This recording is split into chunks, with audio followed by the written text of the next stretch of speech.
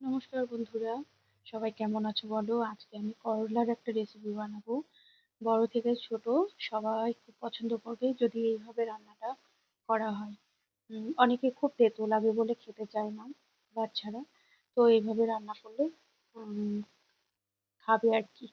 তো এখানে কড়াই বসিয়ে দিয়েছি, তেল গরম হয়ে গেছে। করলা আর মিষ্টি কুমড়ো আর পেঁয়াজ আমি কেটে ভালো করে ধুয়ে পরিষ্কার করে দিয়েছি। এবারে করলাগুলোকে আগে ভেজে নেবো। গরম ভাতের সঙ্গে খুব ভালো লাগে। যাদের সুগার আছে তারা তো খেতেই পারবে। মানে রুটির সঙ্গে, ভাতের সঙ্গে যারা তেতো পছন্দ করে তারা কিন্তু রুটির সঙ্গেও চাইলে খেতে পারে। তো চলো দেখতে থাকো। খুব মানে একদমই সিম্পল রান্না। তো খুবই উপকারী একটি রেসিপি। তো করলাগুলোকে ভেজে নেবো, খুব সামান্য একটু নুন দিয়ে দিচ্ছি।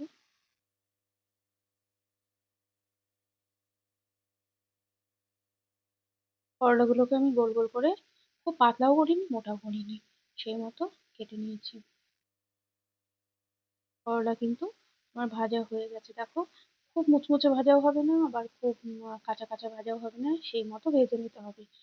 তো এটা তুলে নিচ্ছি। সেরকম কোনো মশলা লাগবে না,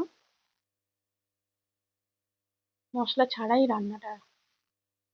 তো এখানে ফোড়নের জন্য একটা শুকনো লঙ্কা, কাঁচা লঙ্কা দিয়ে দিলাম, আর এখানে দিয়ে দিচ্ছি পাঁচফোড়ন। এখানে একটা কথা বলে রাখি, সেটা হচ্ছে পাঁচফোড়নটা আপনারা গুঁড়িয়ে নামাবার সময়তেও দিতে পারেন, ভেজে, তাতেও কিন্তু খুব ভালো টেস্ট হয়। তো আমি এটা ফোড়ন দিয়েই আপনাদের সঙ্গে শেয়ার করছি। তো এখানে ছোট ছোট ডুমো করে কেটে রাখা হয়েছে মিষ্টি কুমড়ো, সেটা দিয়ে দেওয়া হলো। এবার মিষ্টি কুমড়োটাকে ভেজে নিতে হবে, আঁচ কমিয়ে কিন্তু রান্নাটা হবে। জলের সেরকম কোনো ব্যবহার হবে না এখানে। তো মিষ্টি কুমড়োটাও ওখানে অনেকটাই ভাজা ভাজা হয়ে এসেছে। এবারে পেঁয়াজগুলো গোল গোল করে কেটে রেখেছি, সেগুলো দিয়ে দেবো। তো বন্ধুরা, একবার হলো ট্রাই করো, খুবই ভালো লাগবে। বাড়ির সকলকে খাইয়ে দেখো, আশা করি খুব ভালো লাগবে এইভাবে রান্না করলে। আর খুব তেতো ব্যাপারটা, মানে তেতো অতটা লাগে না। একবার হলেও ট্রাই করো। তো এই রান্নাটা উম, হতে বেশি সময় লাগে না, চটজলদি রান্নাটা হয়ে যায়। তো পেঁয়াজগুলো দিয়ে দেওয়া হয়েছে। এবারে খুব সামান্য নুন দেওয়া হচ্ছে।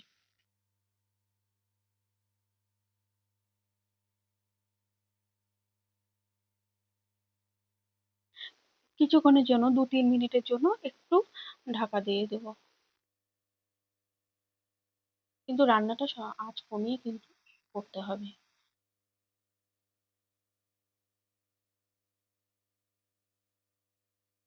আর খুব সামান্য হলুদ গুঁড়ো দিয়ে দিয়ে দিলাম। যদি আমার এই রান্নাটা তোমাদের পছন্দ হয় তাহলে কমেন্টের মাধ্যমে জানিও।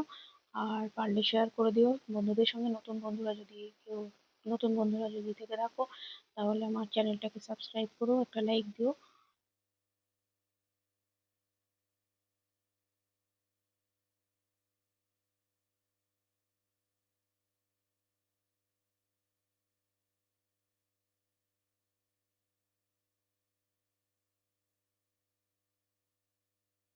তো এবারে কিছুক্ষণের জন্য একটু ঢাকা দিয়ে দেবো, 2-3 মিনিটের জন্য ঢাকা দিয়ে দেবো।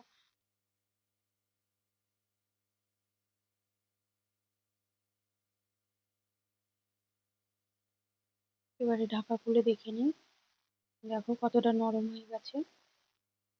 পেঁয়াজগুলো বেশ অনেকটাই ভাজা ভাজা হয়েছে।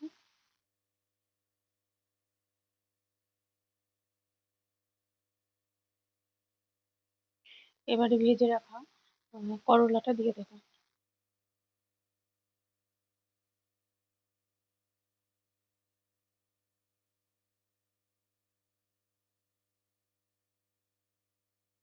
করলাটা দিয়ে কিছুক্ষণ, মানে 2-3 মিনিট মতো আবারও ভেজে নেব।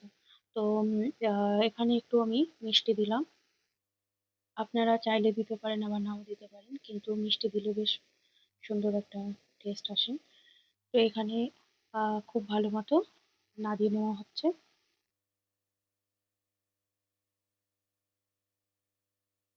একদম রান্নাটা শেষের দিকে। দেখো